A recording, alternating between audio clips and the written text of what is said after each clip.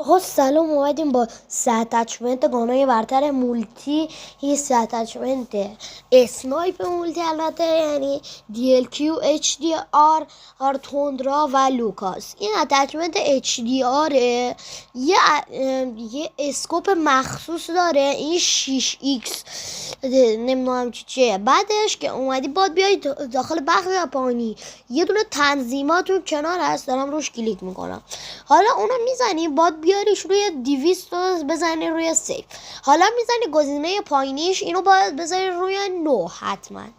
بعدش میای بیرون، میریم برای سراغ اتچمنت های دیگهش. این از تندراش به شدت خفنه.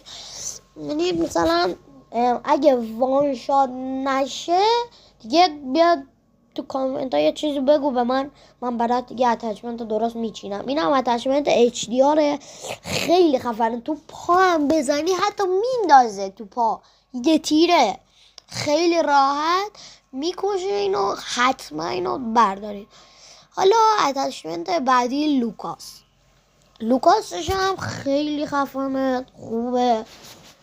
اسکوپش یه ذره آنچنانی خوب، اسکوپش نه خوب باز میشه ولی آنچنانی دیگه خوب باز نمیشه. اینجا هم گوشی من داشت صفحش داری بالا پایین میشد دیگه. همه مشکلات همه گیمرها این هست دیگه که موبایل پلیر گوشیشون برعکس میشه. حالا بریم که این 3 اتچمنت رو چی کنیم، تستش بکنیم.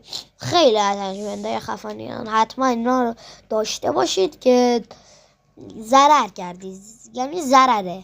اتچمنت های بهترین اتچمنت های اسنایپ این سیزن همینه، خیلی خفنه. ببین حالا اینجا باتا داشت بگو میخورد تو پا هم بزنی وان شات. بیا من اینجا زدم تو پا وان شات شد، اصلا خیلی خفن. در کل بردارید این چیزا رو، این HDR رو، خیلی خفن. حالا بریم سراغ تندرا که اصلا نگم براتون، خیلی اسکوپش سری باز میشه. این طوره که اتچمنتش رو برداشتم به شدت خفنه. ببین همه گاناش خفنه دیگه، نمیدونم چی بگم از بس خفنه دیگه.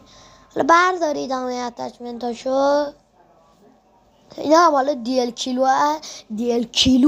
DLQ هست که بهتون گفتم. نگاه کنید بچه، ایمش نگاه کن فرق میکنه. یعنی مثلا یه فاصله خیلی دوری و انگاری خیلی نزدیکی، فاصلهش مثلا خیلی دوره ولی انگاری خیلی نزدیکی به اون فاصله.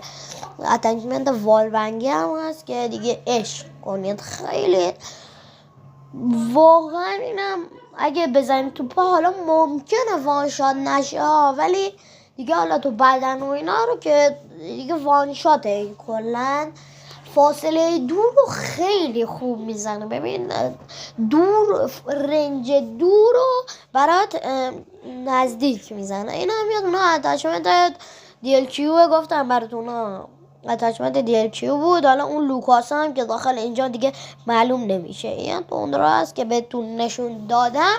در کل ببینید و لذت ببرید.